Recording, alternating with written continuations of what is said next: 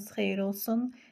Bugünkü izahımda sizler üçün dimdən qraflar bölməsinə aid olan maraqlı bir sualın izahına baxacağıq. Sual 2024-cü ilin qəbul sualıdır. 2024-cü ilə qəbula düşən sual tipidir. Baxaq sualımıza.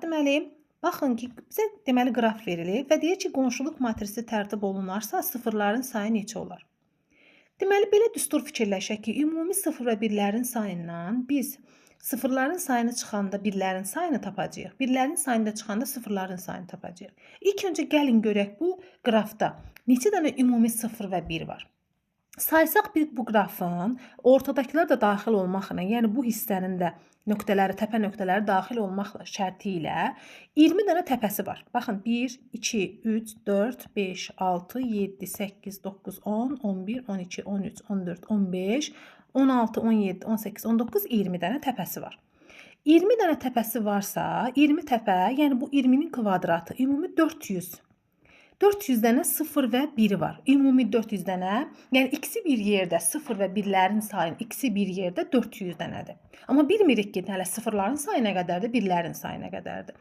Bizdən nə istəyir? Sıfırların sayını istəyir. Deməli, mən bu 400-dən, ümumi 400-dən birlərimin sayını çıxsam, sıfırlarımın sayı qalacaq. Baxın, gəlin nəzər yetirsək, görəcəyik ki, hər təpədən 3 dənə til çıxır. Məsələn, bu təpəni götürsək, bu təpədən 1, 2, 3 dənə til. Və yaxud da gəldim, bu təpəni götürdüm. Eynisi ilə 1, 2, 3 dənə til çıxmış olacaq. 3 dənə til çıxması bu o deməkdir ki, bir təpədən 3 dənə til çıxırsa, yəni 20 vuraq 3, eləyəcək 60.